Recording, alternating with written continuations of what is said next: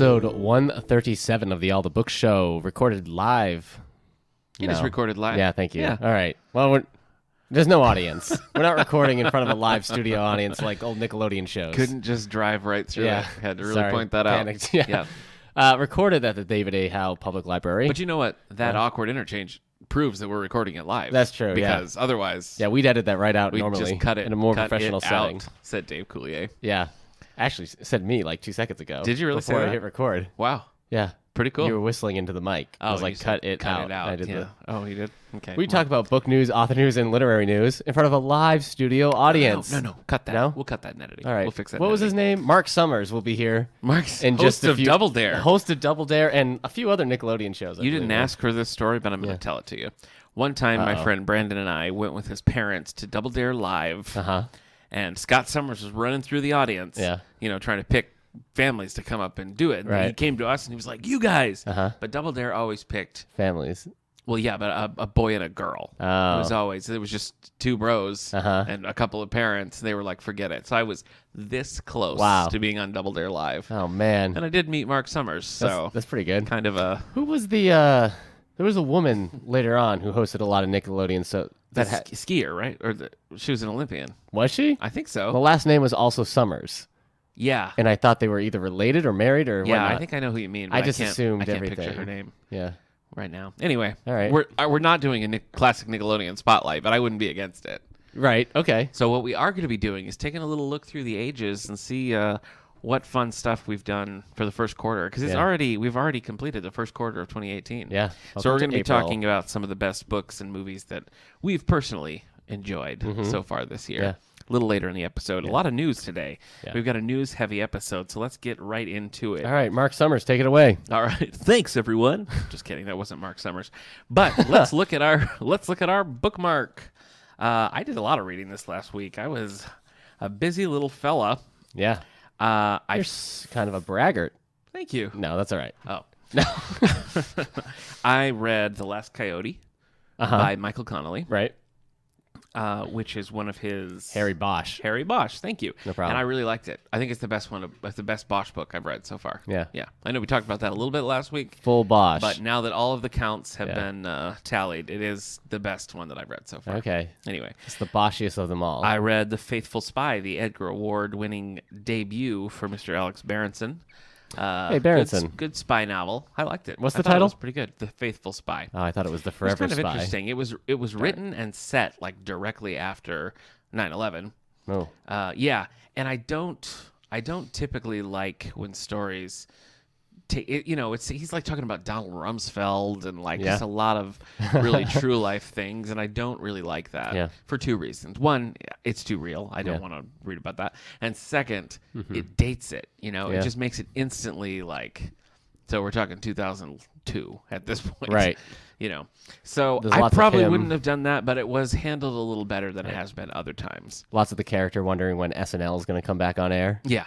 Right, because it took a hiatus. Yeah. And what I thought was really interesting about it was the character is John Wells, who is deep undercover, like with Al Qaeda. Gasp. Yeah. And he embraces like the Muslim faith while he's over there. Yeah. And so then when he comes back, people are like, "Whoa, wait a minute." Oh, okay. So it was an interesting thing to do so soon after, to say that like the Muslim faith is not just a terrorist organization, when that's kind of like everybody's fear at the moment. So to do that so soon after, and I thought it just made for an interesting part of that character, that he was trying to stay true to that when he was away from it. And so it made for some interesting reading. And this is by Alex Berenson. No.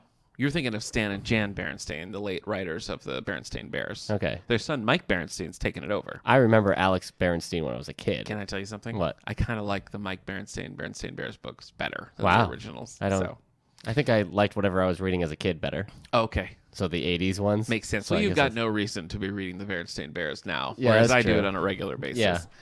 And someday I'm going to read them to my toddler. Yeah.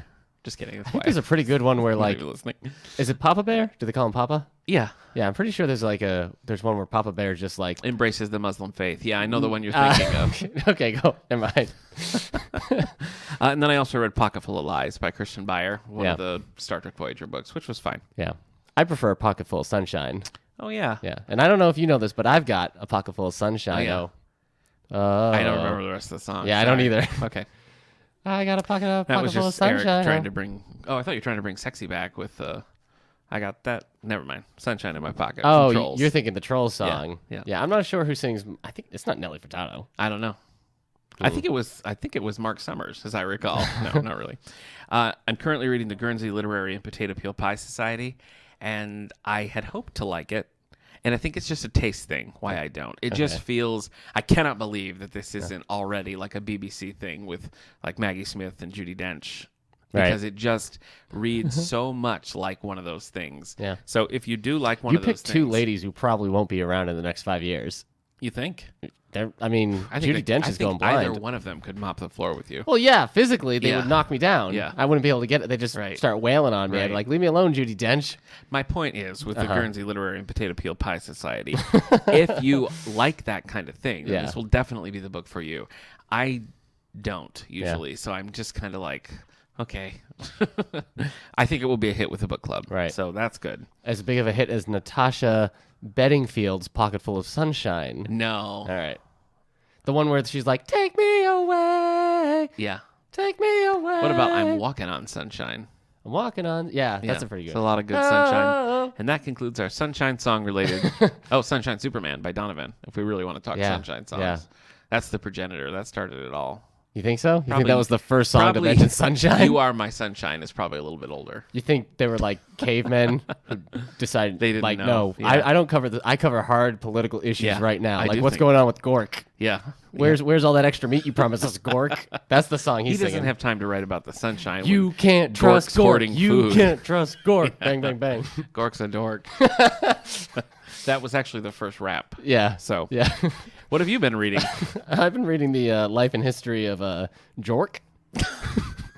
It changed from Gork to Jork. Jork's the writer. Oh, okay. Yeah, they were still coming up with names. Good. So he was the first progenitor of a lot of scales. Okay. So he had a scale issue. Probably Gork Jork at that time is the Justin of our time. You know what I mean? Yeah. Like when I was a kid, everybody's name was Justin. Yeah. So everybody's name ended and with back orc. then it was like, all right, Gork J and Gork F. Yep. You guys are both in trouble. Same thing. Yeah. All right, so you're reading The Life of Jork. What else? Sorry, just thinking about Gork. You read The Superior Foes of Spider-Man. Ooh, you have my Goodreads open. No, I just know that. I have been reading The Superior Foes of Spider-Man. It's really funny. I haven't finished the second volume. No. I finished Infinity by Jonathan Hickman. Did I talk about? I think I talked about this last time, but I hadn't finished it. I was kind of hoping our episode from last week would have encouraged you to go out and find the novelization of your dreams. Yeah. Well, I did think about it. There were some I should find like the Terminator 2. Good. You should. Thing. Hey, you got a birthday coming up in about 5 months. So. That's true. Nice. I'll be 32. Only 32? Only? You look much older. Thank you. Yeah, you do. You look like you spent a lot of time in the sun. Yeah. So. Well, I've got a pocket full of sunshine. Oh, that'll do it. Yeah. If I look older, it's because I was reading Infinity by Jonathan Hickman, a Marvel comic that came out in 2013 about Thanos and other stuff, and it was very boring. Okay. It was so long. 6 issues of Infinity, 6 issues of Avengers, 6 issues of New Avengers, and really bad Avengers books. And it was just boring. Just a bunch of talking heads nonstop for this whole book, and then each issue would always end with a space fleet slowly moving towards a planet. And after a while I'm like, nothing is happening. No. This is the worst. And so if you like Infinity Gauntlet, or you like Marvel's Annihilation, or DC's Sinestro Corps War, or not Infinity, what am I thinking? I'm not sure. Infinite Crisis. Right. Infinity is terrible. Mm-hmm. I would not suggest it. Okay. It's a slog. All right. I tried to get it. I was reading it to get ready for the new movie, and there's some stuff I think that the movie's going to pull, mainly his kids or his army. Look, I can't even, this is as much energy as I can muster to talk about this. It was, and this is a big space epic Marvel superheroes book. Is really boring. Yeah. So. Now, I think that we both watched a page-to-screen adaptation over the weekend that we can talk about. So I think they're of the same caliber and height. So I watched Miss Fisher's Murder Mysteries. The complete series? Just the first episode. based on Kerry Greenwood's Australian mystery series. And It was pretty good. Yeah. I liked it. did you watch it because we have the whole series on DVD here? Do we? I Yeah. didn't even know that. Yeah, it was requested. It's on one. It's one DVD. One rental gets you the whole series. Wow. Yeah. Wowzer. Talk about a bargain, and that's for free with your library card. Yeah, that's right. Library cards cost at least one child. So these books have been... That's not true. These books, which follow the protagonist, Fryn Fisher. Yeah. The first book, Cocaine Blues, Ooh. or yeah. Death by Misadventure, you choose which title you like, was published in 1989. The last book so far, Murder and Mendelssohn, was published in 2013. So a long-running series, a total of 20 full-length novels, plus a couple of collections of short stories. So if you like this character, so many options for you. And we have it right here in the collection. Right. So that's exciting. Death by Misadventure. Is it Death by Misadventure? No. Oh, that's what I thought you were getting at. That's a problem. All right. That's a real mist. And you watched something of a similar... Yeah. I watched The hype. Adventures of Misadventure. Really? Yeah. That Actually, sounds now I've good. got to write that. That sounds great. Yeah. I watched Ready Player One. Oh, yeah. Is that the one you were talking about? Yeah. I was trying to figure out where you're going with it. Based on the novel by a man named Lear. Just kidding. That's from Paperback Writer. It's by Ernest Cline. Ernest the book. Cline. His second book, pretty terrible. Armada. Right. You hated that. I did. I was really disappointed by it. It was like he took all the there's some things. Ready Player One is a bunch of pop culture references and lists and other stuff, but it's also like an adventure. It's fun. It's a coming of age story, sci-fi and whatnot. Okay. And instead of focusing on the original stuff that we liked with the topping of all the pop culture references, Yes. he went the other way around. I see. So that was kind of a bummer. Sorry about that sound I made No. earlier. I'm looking at it on this No, you're entitled. wavelength and oh boy, that You, looks sir, annoying. are entitled to do that. Anyway, I like the movie. You do? Spielberg cut out maybe there's a big part of the book that becomes a real drag. Near if it in act I form, remember you saying near that, yeah. the end of the second act, beginning of the third act, there's just this well, I can't be the hero, blah blah blah kind of stuff in the book, and it just goes on forever. I remember reading it and being when's this gonna get back to being good? And Spielberg's let's just not include that whole part. And so Boy, you know what? That would make a fun spotlight sometimes. Talk about all the page-to-screen adaptations and the stupid subplots they cut out. Yeah. Don't get me started on the House Elf Rebellion that runs through the Harry Potter books. That was so annoying. in the books, Yeah, not in the movies at all. yeah, Totally cut out. the house elves have rebelled. Yeah. Okay, Yeah, they were we want to be, I don't Yeah. know, not like slaves, I guess. So those- good for them. those books but are crazy. yeah. you can just let all the wizards that are supposed to be good are but we also have slaves, Right. So Exactly. yeah, not like those muggles, Right. slaveless fools. Yes. Anyway, Ready Player One, it was really good. The first action scene, which is this big race, it's like a crazy Nintendo-inspired wacky race. I guess Nintendo-inspired wacky racers is just Mario Kart. Yeah. So never mind. It's nothing Right. like Mario Kart. Nothing like Mario Kart. No, but it is this big action set piece where just chaos is just being thrown at everything. Would you say that chaos reigns? Yeah. Okay. Who else says that? I don't know. Okay.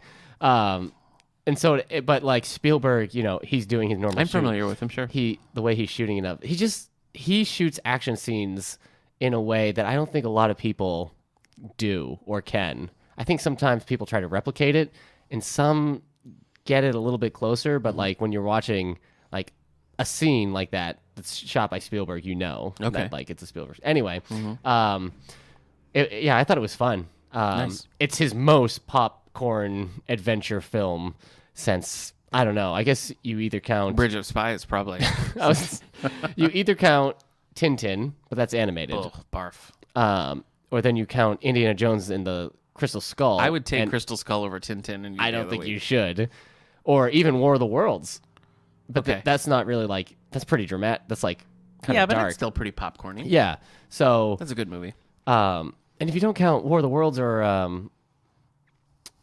the other one, Minority Report, because they're a little bit serious. I don't know where you go. I Yeah. guess Lost World. So it's nice seeing big popcorny Back Spielberg. to his roots. Yeah. So, and I think if you're wary of all the pop culture references being thrown at the screen, Yeah. it's not really everything works already. Okay. So it could have been any type of thing. Instead of just doing 80s and 90s pop culture, you could be and now it's just going to be I don't know, rock and roll pop culture. Like the trappings of the references don't really matter. You know what I mean? Okay. Like the adventure right. and the fun is still there. So I didn't love the main kid though. Okay. He played Cyclops in X-Men Apocalypse. Oh. And I think they cast him just because he looks okay in a visor. But he, in the real world, he never really came across. He looks like somebody Spielberg would cast in any of his movies. Okay, what does that mean? I don't know. He just looks classic. He kind of has like an 80s kid face vibe that like Spielberg might have cast in like E.T. as like the older brother. Well, Age of Apocalypse was set in the 80s, so Oh yeah, a lot of people like Age in of his Apocalypse 80s was actually set in an alternate reality where Apocalypse reigned supreme. X-Men Apocalypse was set in the 80s. So if you want to come at me, see, that's the kind of person that you don't want to see. I wish it Ready was set Player in my One with. imagination. So But it's real. Yeah. And it's real bad. I think that's it. I don't think there's much else to say about Ready Player. I think it's a good. Like if you Thumbs like the up? book, yeah, thumbs up. If you like the book, you should like the movie. And if you didn't like the book, I think the movie does a better job at winning over Okay. people.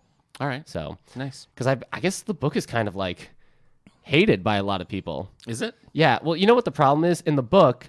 If he has a bunch of characters from a bunch of different like shows or movies showing up, he's like he has to be like, and then there was Voltron, and then there was Godzilla, and then there was this. You know, it's just how else are you going to write that without making it almost like a list? Yeah. And people just like they just call it like a book of list of geeky stuff.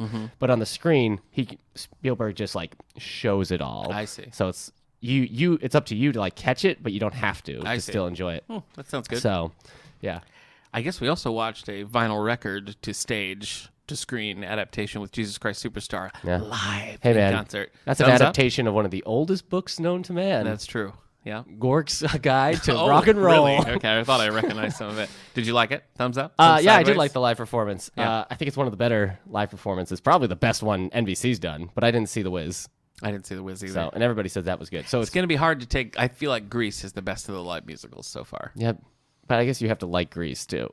That helps. No, not Grease 2 with Yeah. Michelle Oh, Pfeiffer. I do like no, Grease you have too. to like yeah, Grease. You want to watch Grease too? Sure. I will. So I don't love Grease. So like I like watching it live. I'm like, oh, this is a pretty good performance Yeah, and but I everything. think the production was the most interesting in Grease. Like they really used the format well. Well, that was like the I first think. time that was the first time since they like restarted these live performances that like they built sets and Yeah. did like interesting thing with sets. Whole big thing. I liked the Jesus Christ Superstar because they like went for broke with the way like the movie's very like almost anarchist. Yeah. Very 70s in style. I mean, they got people carrying around AKs and dressed in 70s hippie and everything. Though I much prefer the original movie to last night. Did you like the live version better than the original movie? No, I didn't like it better. Okay. But I thought it was good. I thought John Legend just kind of he played a very like grumpy, confused. Yeah, he wasn't a very man. compelling. Yeah. You know, it sort of. I feel like with that role, is particularly in this version, like you have to be compelled by that. It has to be a very charismatic person who can do a lot without doing a lot. You know, like you need to just see him and be drawn to him. And John Legend was just kind of like a peanut butter sandwich. What's her name? Sarah Bareilles? Sarah Bareilles, yeah. She was pretty good. She was. Yeah. I Yeah, liked she her got a great dress. voice. I know that's like superficial of me, but I liked it. Yeah. It was like a nice. I thought that Alice Cooper was a super weird choice. The for problem Herod with Alice because, Cooper. like, there's so many songs in Jesus Christ Superstar that he would have been good at singing. Yeah. And give him the one that's like, "Va, da, da, da," doesn't Yeah. really make any sense. I liked his singing. I thought maybe he's too old. I felt like that part needed more movement. Yeah. And maybe he can't I move. think just stylistically, it was just as wrong. I mean, I think you could have done some cool stunt casting. I would have or used him in a different way. I would have gone a little bit more out there with like his outfits. Yeah. Like made him more colorful. Isn't Herod usually like in drag? In the movie, he's like an Elton John. He's got like Elton John glasses, and he's just like hogging the camera. He's like, hey, can you walk across my swimming pool? Yeah. It was low watt. It was very low key. Yeah. You know. So I like the guy who played Herod. That's Alice Cooper. You mean Pilate? Pilate. I like the guy who played Pilate. Yeah, Pilate was good. But there was also something off about it. Yeah. So I would have. He's an exception, but overall, I think I would have liked to see a little bit more color and something about the orchestrations for the live one. made it harder to like distinguish changes and individual songs. I thought like they all sort of felt the same until like Mary Magdalene or Pilate or Herod sort of came up, and it was like, whoa, this is jarring, totally different. Yeah. But fans of the musical, you can get the whole 1992 London cast on Freegal. You can download the whole thing. You can stream it. Oh, Freegal, yeah. Or you can gradually download it. So check it out. I guess Andrew Lloyd Webber did a sequel to the Phantom. Love Never Dies. I didn't know that existed until yeah. they showed the commercial for it last night. I've never seen it. My brother loves it. Wow. Yeah. That's crazy. Yeah. Why would you do that? I don't know. I guess he's going to do sure. Cats too. Cats too. Yeah. Dogs. Would you do hold up, because it's called Cats. Yeah. But would you call the second one Cats, but the S is the 2? That's pretty good. Cats the Squeakquel, maybe? Cats can kind of squeak. I get it. All right. So I guess that's it. Anything else you want to talk about bookmark-wise? Bop, bop, bop, bop. No. Don't do that. Sorry, I was Don't thinking. make those bop sounds. I was thinking. Okay, well, we have a lot of news. So before we get to our We have a lot of what? news. Oh, I thought you said nude. Yeah, let's first mention that a very prolific, much-loved author, Anita Shreve, passed away over the weekend. We have a display of all her books. I think The Pilot's Wife was probably the one that like Oprah picked up for a book club, and that was the one that exploded. That was the one that I could like recall at the top of my head. But if you see the covers of her books, you'll recognize them. I mean, she's 18 novels total and passed away at 71. So if you're an Anita Shreve fan, check out our display. Relive some of your We have favorites. so many of her books. Yeah. Because she wrote so many books. Yes, she did. Yes, she did. And we have some awards coming out as well. Go on. Take it away, Eric. Oh, okay. We're going to cover the Hugo Award nominees have been announced for 2018 and the 1943 Hugo finalists.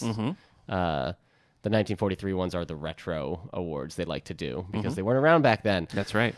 Let's look at the best novels. Okay. See who's nominated. Do you know off the top of your head when the winners will be announced? August. Okay. Yeah, that's usually. All right. So this will give you some time to read up if you're so inclined. Best novel finalists. The Collapsing Star by John Scalzi. He's a regular in these. The Collapsing Empire. The Collapsing. What'd I say? Star.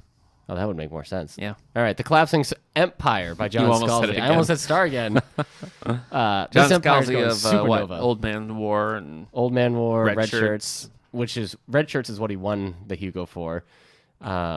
Fuzzy Nation or Fuzzy Planet. I can't remember which one it is. Okay. New York 2140 by Kim Stanley Robinson. Oh, you wanted to read that. Did you ever do it? I haven't yet, mainly because it's just so massive. Oh. I'm like, how Is can she the one who wrote like Green Earth and he wrote Green Earth, not Green Mars, Green Mars? Red Mars, Green Mars, Blue Mars. Kim Stanley Robinson Yeah, is a man. yeah. Okay. Don't you feel sheepish? No. Stanley can be a boy's or a girl's name. You're right. Thank you. Providence by Anne Leckie, who wrote Auxiliary Justice. Ancillary Justice. And What did you say? ancillary. What'd I say? You said like ankle bone. Ankle bone justice. Yeah. that's an old school type of justice. Raven Stratagem. Thank you, by Yoon Ha Lee. I don't recognize No, that's not standing out to me either. that name, but they might have been here before. I actually don't recognize the next name either. Six Wakes by Mur Lafferty. Unless Six Wakes is a comedy starring Owen Wilson, Okay. Tracy Morgan, and Ed Helms as they have to go to 6 wakes in one weekend. That's doable. Okay, what one if it's weekend. One day. Oh, that's too many. Okay. Okay, you think one day? Yeah. All right. What if they have to go to 4 weddings and a funeral? Uh-huh. And Andy McDowell can come. Okay. Is Hugh Grant anywhere in that movie? No, he's not. He's not available. He's not in that movie? He is. You're right. Oh, okay. You're right. I thought maybe I was thinking of the guy with the square head who's in Mamma Mia. Pierce Brosnan. No, the other guy. Colin Colin Firth. Firth. Thank you. Yeah. Okay, he doesn't have a square head? No, Really? I don't get that at Rectangle. all. Yeah. It's a boxed head. Okay. It's a head that would have corners if you drew it. Okay. Okay. And then The Stone Sky by Nk Jemisin. Is this part of that? This is book 3 Yeah. of that book series. The first one, The one that killed you, that you hated so much. the 5th season. Yeah. If this wins, all 3 will have won in a row. And I have committed myself to reading all the Hugo winners. And I hated the first one. Boy. And you're such a commitment phobe, and there you go. Commitment phobe. So if I have to read the Stone Sky, if I have to read all three of these, Yeah. oh boy. Anyway, so I don't know who's gonna win. John Scalzi, people like him. He's fine. He's very.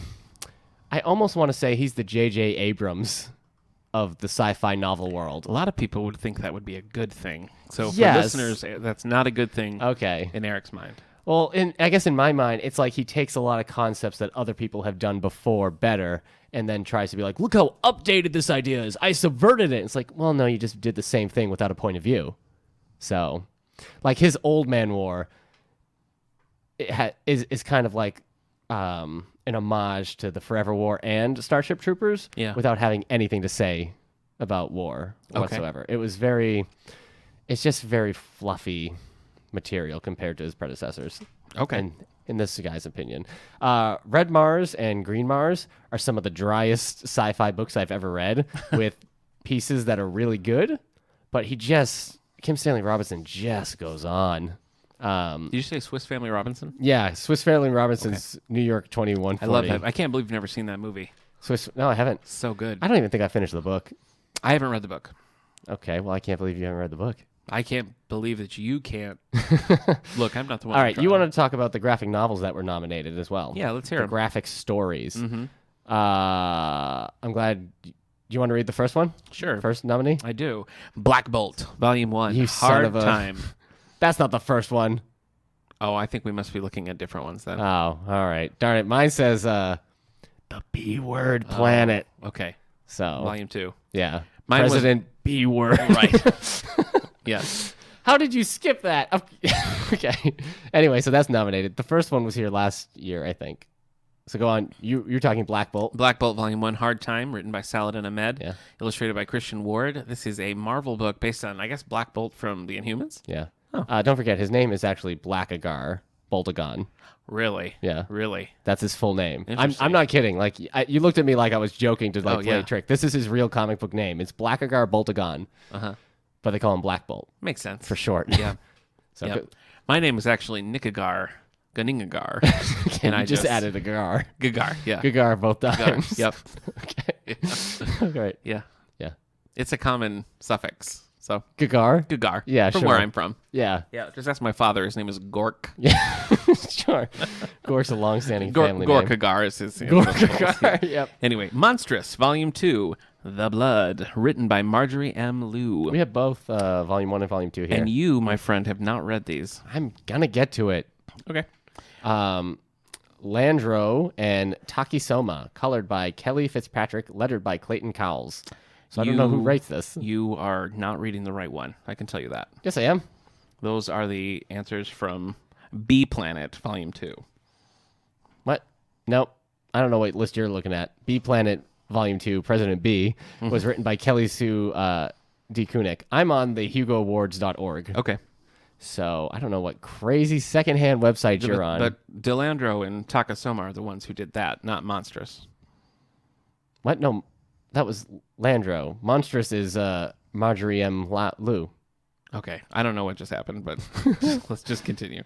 Uh, My favorite thing is Monsters, written and illustrated by Emil Ferris. Oh, thank goodness we both had that. Paper Girls, Volume 3, written by Brian K. Vaughan, illustrated by Cliff Chang, and colored by Matthew Wilson. Lettered by Jared Fletcher. The letterer really can make or break something. Yeah, So, they can. yeah. They can.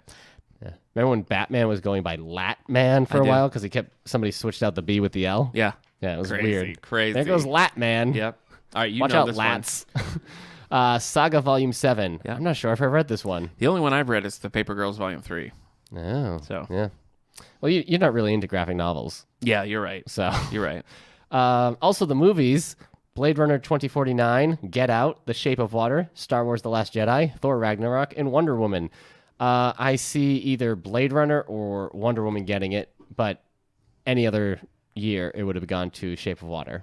So I guess we'll see. Mm-hmm. Hey, your new favorite Star Trek show made it. Discovery. It Yeah, did? Where's Magic that? Make the Sanest Man Go Mad Oh, short form. in short Okay. form. Yeah. So All right. anyway, so we'll check back at the winners. We sure will. See if our podcast made the fan cast category. I'm looking over the nominees of the fan cast. We did not make it. That's but a shame. Things might change That's by a August. shame. They might. You know, if the right palms are greased, the right dollar bills are. What do you build? I don't think you should grease a dollar bill. That wouldn't be helpful. All right, let's move on to our advanced notices now. Ooh. Tom Clancy's Line of Sight. So if you were a Tom Clancy fan, Yeah. bad news.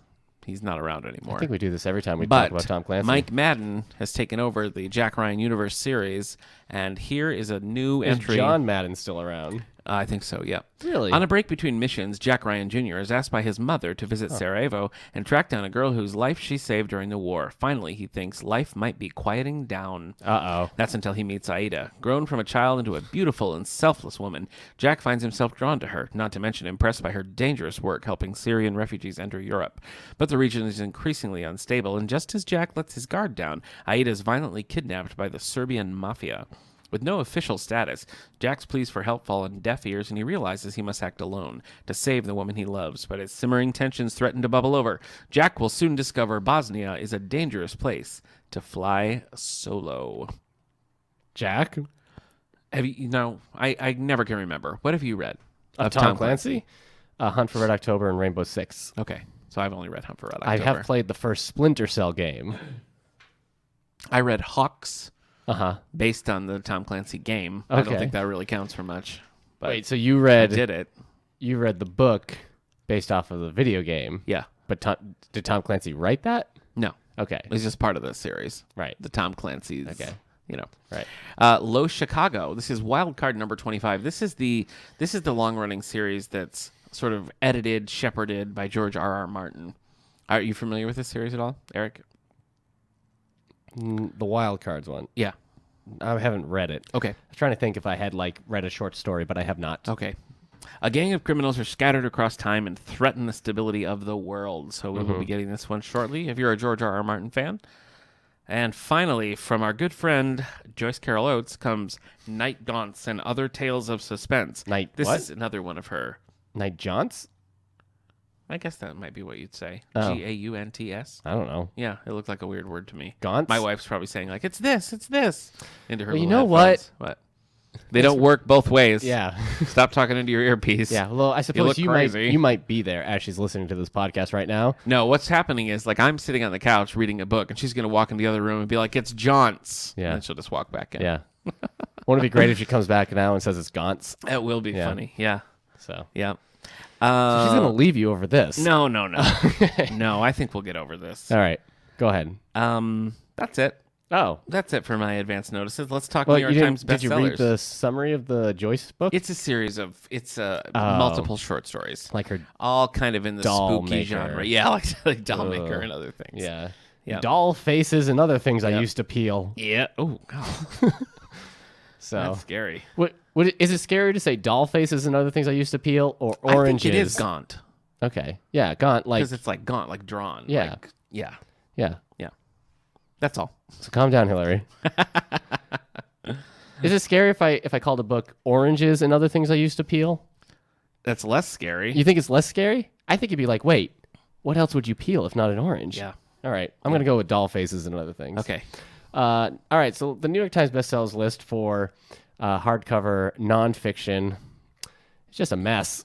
But let's check it out. Let's see how united we all are as humanity. Let's do in it. the nonfiction section. Okay. Number 10, In the Shadows of Statues by Mitch Landrieu, a memoir by the mayor who called for the removal of 4 Confederate monuments in New Orleans. Number 9, The Last Black Unicorn by Tiffany Haddish. She was just in a commercial we just watched. Yeah. Where she kept yelling at that pool boy. It was so funny. Yeah, what's funny? Number 8, Enlightenment Now by Steven Pinker. A case for using reason, science, and humanism to counter pessimistic view of Western civilization. Yeah, I have maybe pick a better font, buddy. Maybe that will help humanity. Yeah. That's So. optimistic, though. So good for you. Yeah, you think so? Yeah. Like the only thing keeping us from greatness now is font? Is the font. Yeah. Yeah. You were saying maybe there's a way. Yeah. So. Oh, darn it. Number 7, Obama by Peter Souza. This is the photo book. Yeah. Number 6, I'll Be Gone in the Dark by Michelle McNuma. The late true crime journalist searched for the serial killer murderer and rapist known as the Golden State Killer. This has been here for 4 weeks. Wow. I've never heard of the Golden State Killer. Me neither. Ugh. Number 5, Astrophysics for People in a Hurry by Neil deGrasse Tyson. It's okay. Yeah. So It's okay, folks. Number 4, Educated by Tara Westover. The daughter of a survivalist who is kept out of school educates herself enough to leave home for university. Okay. So I guess. Number 3, Fire and Fury by Michael Wolff. Michael Ward. Today is a good day to die. Yeah, we will bring much fire and fury upon the Federation. Prune juice. Prune juice? Yeah. Is that his thing? Worf's all about prune juice. Is he really? Yeah. Gosh, that show. Yeah. Hey, I kind of turned him into Ben Sisko at the end there. I hope you heard it. Jake, I'm on DS9. You know, it got a little out of control. So I apologize to our listeners. Number 2, Secret Empires by Peter Schweizer. The author of what?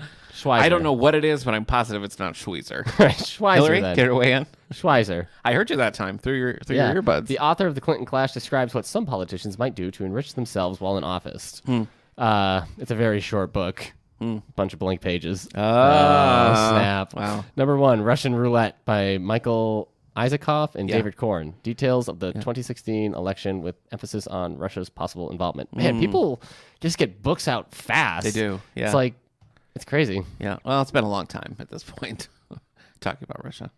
Oh, yeah. All right. Just feels like something happened last week and there's a book out about it. Really? I don't know, I guess. Eric Nichols makes a chicken sandwich. Darn it. New in hardcover.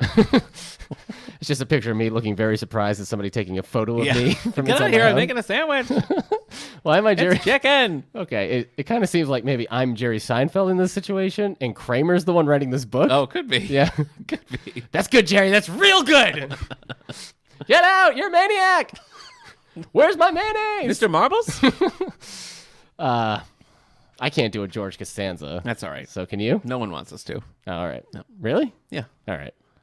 Number 10. Oh, wait. I guess I just started reading off the list without saying the list. This is hardcover fiction. Fiction. This is where the money's at. Yeah. All the money in the world. Yep. Actually, there's a show now called Trust. Danny Boyle. Brendan Fraser. Ooh. It's basically... Star of Monkey Bone. Yeah. And others. Yeah. It's basically just the movie All the Money in the World, but in TV form. Okay. With Hilary Swank. Oh. And Donald Sutherland? She's $1 million baby. Hilary Swank, star of season 8 of Beverly Hills 90210. Huh. Yep. Is she? How she's known. Number 10, An American Marriage by Tyra Jones. One that we just saw broken up over because Nick couldn't figure out Gaunt or Jaunt. I said Gaunt, Yeah. and you're the one who called it into question. Well, I'm the American problem maker. I guess you are. Troublemaker. Troublemaker. Yep. People call people troublemakers. Nope. You are such a problem maker. Dennis the Menace was not a troublemaker. He wasn't. Do you think Mr. Wilson ever like punched Dennis like in the face? No, I don't. Okay. Do you think like a modern Mr. Wilson would? No, Oh. I don't. I think like a modern day Dennis the Menace would be like those YouTubers who are like driving their bikes off people's roofs into pools. Ah. Like he'd be like a YouTube blogger. Oh, you know, yeah. like that stupid guy with the dumb hawk Keep face. talking because I'm writing down our pitch right now Okay. to the Dennis the Menace estate. Who would that be? I'm not sure. Yeah. Number 9, Before We Were Yours by Lisa Wingate. Number 8, The Escape Artist by Brad Meltzer. He's gone. Oh, okay. Yeah. Number 7, The Woman in the Window by AJ Finn. I liked it. Yeah. Your wife did not Everybody like it. likes it but my wife. Yeah, that's true. My wife is the enemy in this story. Yeah, she's the villain. Yeah. Yeah. She's the Villain. Aaron... Brockovich. No, not Aaron Brockovich. She's the hero. I don't know. Did you watch Aaron Brockovich No, I thinking haven't seen Julia it. Roberts was the villain? I've never seen it. Okay. Right. I was thinking the guy who shot Hamilton. Aaron Burr. Aaron Burr. Yep. She's the Aaron Burr of Yeah. this story. Yep. You all are like, woman in the window. Yep. I don't know. I don't know either. I don't know what you're doing. AJ Finn. Number 6, Little Fires Everywhere. This time, I almost, like, I don't have my glasses and everything, so I almost read it Little Fries Everywhere. Oh, that'd be delicious. That would be so great. Just a little bag of. Yeah, you just walk around like, oh, Little Fry. Yep. Oh, this is delicious, Little Fry. Yep. The Bishop's Pawn is at number 5. This is the sequel to The Bishop's Wife. Oh, interesting. No, it's not. This is by Steve Barry. Yeah. So he puts out stuff a lot. Yeah. But I feel like he's not somebody we talk about very often as like True. an I'm author. actually kind of surprised that he's Yeah. on the New York Times bestseller list and not on a spinner rack in a Yeah. pharmacy. Cotton Malone discovers revelations. That name always delights me. Cotton Malone. Cotton Malone discovers revelations about the day Reverend Dr. Martin Luther King Jr. was assassinated. Huh. April is the 50th anniversary of that. Oh, hey. That's why we're showing Selma Lord Selma, the movie, a Nice. little later this month to commemorate that. All right. Yep. Number 4, 2 weeks on the list. That's on April 24th at 2 o'clock while we're talking about it. Selma Lord Selma, 2 o'clock, April 24th, Okay. Tuesday, down in the auditorium. Oh, Showing a movie. You just became like an old, Southern... Brockovich. Yeah, an old Southern Brockovich. The Rising Sea by Clive Cussler and Graham Brown. A scientific team searches the globe for the threat causing sea levels to rise at an alarming rate. Turns out it's a ruby. Really? Yes, it's a ruby that was A cursed. giant ruby. A giant ruby cursed that was ruby. cursed. It's in the Amazon. Oh. And they have to go on a little tiny boat Yeah. down the Amazon River. Yeah. But it turns out their biggest problem will be man. Their own hubris. Yep. So, and then anacondas. Yeah. But so, Right. And It's that man, hubris. anacondas. Yeah. So, Not bringing waterproof matches. Those Yeah. 3 things Those I think are bad. really going to Yeah. hurt them. so. Yep. All right. Anyway, what's next? Number 3, The Great Loan by Kristen Henna. That's what the Great Loan? No, The Great Alone. Alone. Okay, You thought that's the Great different. Loan- I thought she was like opening a bakery and needed startup funds. Yeah. This is a great loan. Yeah. I can do all kinds of things with this. Yep. Might even go shopping. Yeah. So, you shouldn't use your loan Sexist. money for like other things. True. So, though I did. I'm pretty sure like I got my loan and then also was like, I'm going to can I not say that on there? Fannie Mae, if you're listening. Fannie Mae. Yeah. Who's Fannie Mae? I don't want to talk about it. Number 2, The Punishment She Deserves by Elizabeth George. Viking? Oh no, Viking is the publisher. Right. Thought it was a Viking. Elizabeth George Viking. Yep, Yeah. she's a Viking. Elizabeth George, comma, Viking. The Punishment She Deserves. Detective Havers Yeah. and Havers Not. Yeah. Yeah. That'd be great. Haves and Nots. Yeah. Two detectives. Yeah. All right. Yeah. Do you want to stop banging that chair into the desk, you You want maniac? to keep reading this list? Detective Havers and Linley investigates the death of a deacon accused of a serious crime in historical medieval town in England, probably involving Vikings. Probably. So- We're going to be reading an Elizabeth George Are you? novel for a Page Turners book club in a couple of months. What's the book? The first one, I can't remember what it's called. Nice. Yeah. Cool. Yeah. Number 1, Accidental Heroes. It's kind of how Nick and I fell into podcasting. Yeah. There's just a couple of accidental Isn't heroes. that movie with Matthew Perry and... Almost heroes. okay. That's a... What do you do? That's Chris Farley's last role. Right. Strangers pull together to avert a disaster involving 2 flights from New York State to San Francisco. I forgot to mention it's Danielle Steele. So, you just had the same reaction to that if I asked you, it was like, hey, do you want some of my chicken salad sandwich? The one that you made that they wrote a book about. Yeah. Okay. So, this is for the sequel. Eric shares chicken sandwich with yeah, Nick. it's kind of a spoiler because I Yeah. just knew you were making a chicken sandwich. Now I know it's salad, so I'm probably not even going to read the book. Okay. Her books don't stay on the list long. They debut high. They've got to get out of the way because the next one's pushing right on it. They burn so bright. Yeah, they do. Scorch the earth and then Yep. you then get right out Yep. of there. So Yep. it's like staring at a nuclear bomb going right off in front of you. Yeah. So that's a Danielle Steele book, Only baby. when you finish a Danielle Steele book, you still have eyebrows. Yeah. The good ones, anyway. All right. So that's it. That was number 1, Danielle Steele, number 1. Debuting at number 1. Good for you, Danielle. Is it surprising Elizabeth George is so high? I feel like I don't been know. a while. She's one of those ones who like has a very passionate fan base, and so when she does write, people are like, "Woo!" You know. Yeah. I'm a And little they flock to surprised it. to see the Clive Cussler book hanging on for 2 weeks. Yeah. But I guess we'll see how it goes next week. I guess we will take that, So, Clive Maybe not a lot of competition. Cussler. Well, it's not even his book anymore. I mean, they're co-writing it. True. So Yep. he's going the Patterson route. Yeah. Speaking of of I wanna Patterson? I want to read Red Alert, the NYPD Red book. Is that not out yet? Why, or has that just not been on the bestseller list? Do you remember talking about I it? haven't seen it. Okay. Well, Red maybe it's- Alert, NYPD Day. Yeah, they changed the labeling for that. Yeah, I guess it makes sense to make it. This is book 5. Mm-hmm. Okay. Yep. Yeah, it should be out. So I don't know if it just didn't. Did it debut in paper? No, hardcover. So yeah, I don't know why it. I guess it just missed the bestseller list. Are we seeing the start of a decline? The end of James And Patterson. Mr. Jimmy P. I don't know. Okay. I didn't see it in the ebook fiction, Okay. so it's not there. Oh well. Oh well. Going beyond the pages.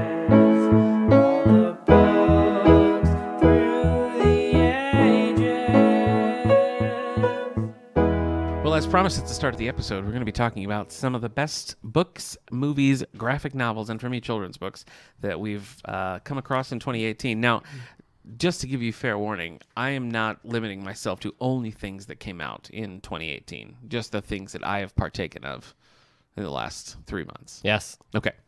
All right, why don't you start us off with just the best whatever. things Give me one of I've the things read you so like. far. Yeah.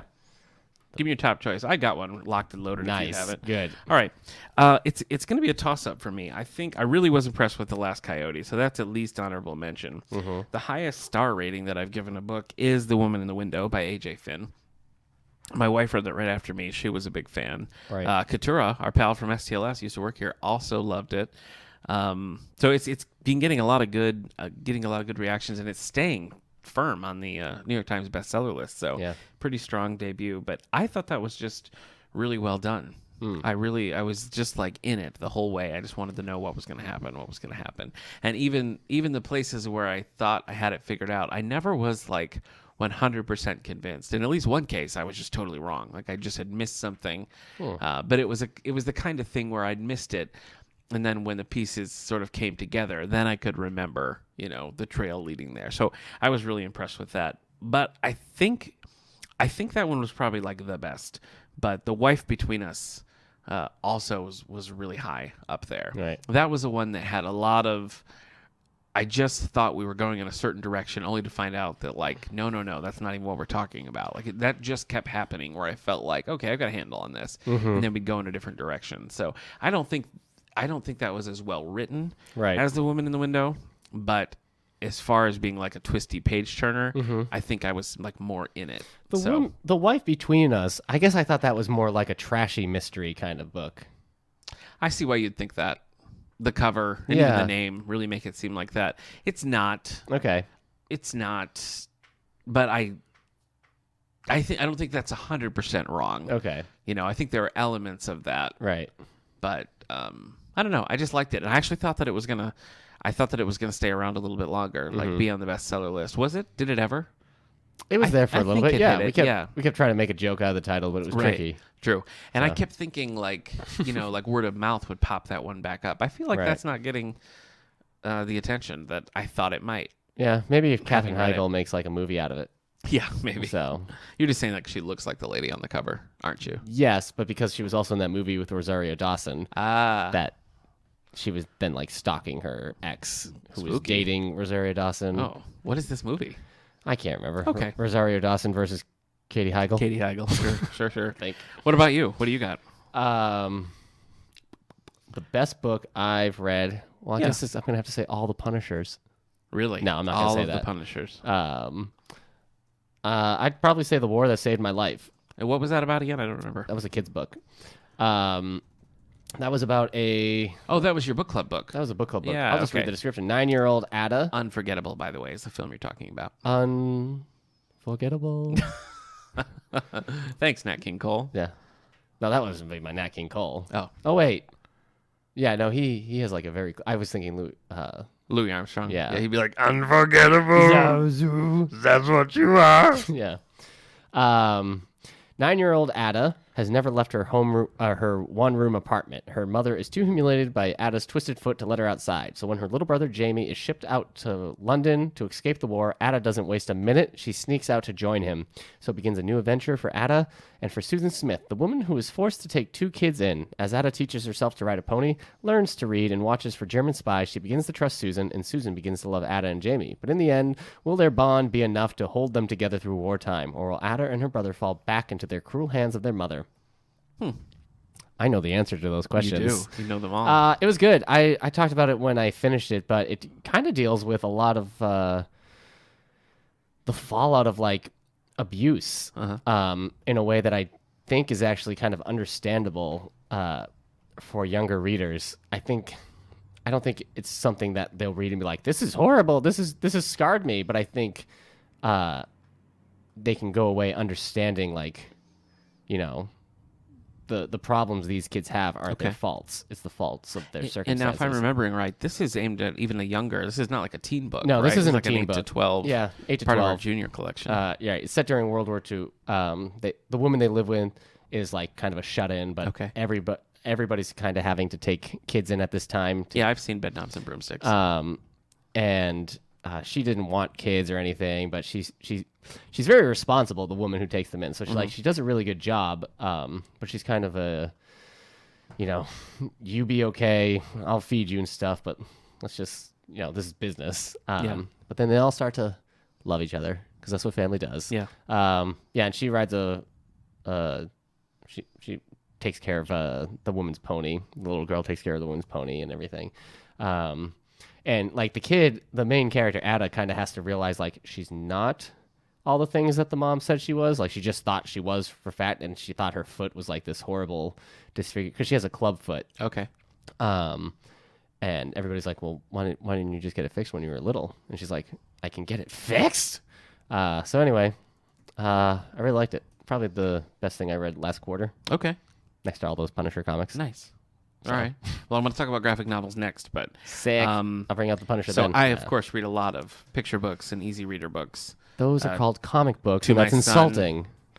So there's two that I wanted to mention, and they're kind of on the opposite. One is like a JIT. This is children's literature. Did I say legit? Because I meant to say legit, but it sounded weird to me. Did you say? I feel like JIT? I said like a JIT or so. Anyway, a JIT. Anyway, the one that I feel like is the more legit piece of children's literature would be After the Fall by Dan Sintat, which is Humpty Dumpty. Oh yes, Yeah, so I'm gonna give away the ending. So if you don't want to hear it, or if you're a child under 5, just have your mommy and daddy turn this down for a minute because turn this down. They're listening to it on the radio. Yeah, they're listening to it. Turn your dial. Anyway, I'd never really thought about Humpty Dumpty like hatching, and it's just it's just all about like he falls and then he has this fear. He's afraid of doing this, and so he like misses out on all these experiences because he's afraid, and then in the end he gets up there again because his paper airplane gets stuck. Right. He's gonna get up there. Oh man. And then he hatches and he's a bird and he flies away. Yeah. And he doesn't have to be afraid of that anymore. Yeah. Like he's conquered it. I just thought that was really, again, it's like you're saying with this other book, it's easy to understand, but it's also a little on the profound side as well. So, and I didn't see it coming. Humpty Dumpty became a bird. Yeah. So, anyway. I prefer the one where Humpty Dumpty falls. Yeah. And his dad is like, why do we fall, Humpty Dumpty? That's Batman Begins. And then Humpty Dumpty becomes Batman. And then he's like, the mask you wear is Okay. a real mask. Shout outs to Katie Holmes. So that's that's actually a really good transition though, because the Batman thing? The other book that I wanted to talk about is called Batman is Kind. Oh. And it's by Carla Spinner. This is just a little flip. Not to criminals. No. It's a little, just a regular like square paperback book. And it's set in the Batman Unlimited, like the movies. Right. But the whole story is just like there's no villains in it. It's just Batman and Robin are like helping people as they go. Like they see somebody who needs something and they help them. So it's nice because, my son he likes Batman and stuff and wants to read that kind of thing. And it's sort of hard to find books, for that age. And then when you do, there's still, even though it's like fun and goofy, there's still like fighting and so what I really liked about this was it had, was the coolest, like there's Batman and he's doing cool things, but he's not fighting. He's just helping and being kind. And I really wish that there were more books like that because it kind of got the best of both worlds. Like we had Batman, but we didn't have any like fighting or violence or anything. It was just like, let's be kind to people, but right. We're still Batman, So I really, I was happy with that. So I would recommend either or both. Okay. You want to talk graphic novels? Recommend like to those with children and without? Probably just to those with children. Okay. I mean, anyone can read it. Okay. Oh, Batman is kind. Yeah. I never thought of that. Yeah. Humpty Dumpty is a bird. Yeah. Okay. Well, what picture book did I read? This. Yeah. I didn't. I know. Oh. That's why I was just getting that out of the way. Well, then I'll bring up I Kill Giants. Okay. Graphic novel? It is a graphic novel by Joe Kelly. It's a standalone. It's not a superhero book. It's about a girl dealing with some stuff at home and also fighting giants. Or is she? Or isn't she? So it's really good. It deals with a lot of heavy topics. It got me teary-eyed. Okay. The art's really good. It's black and white. It moves very briskly for the type of story it is. I highly recommend it to everybody. A movie is out right now, but it's in limited release, and I can't find it. So, but yeah, it's really good. It's just about kind of and she's not. I wouldn't say she's a teenager. I think she's a little younger than a teenager. So she's dealing with a lot of like issues that someone that young shouldn't really have to deal with. Sure. But also having to prepare her town for a giant invasion. Yeah.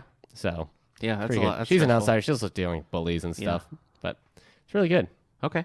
So I really liked it. I've been meaning to read it forever, and now that I finally did, I'm glad I did. Yeah. Okay. I guess for me, my highest rated one is Back to the Future, the Continuum Conundrum.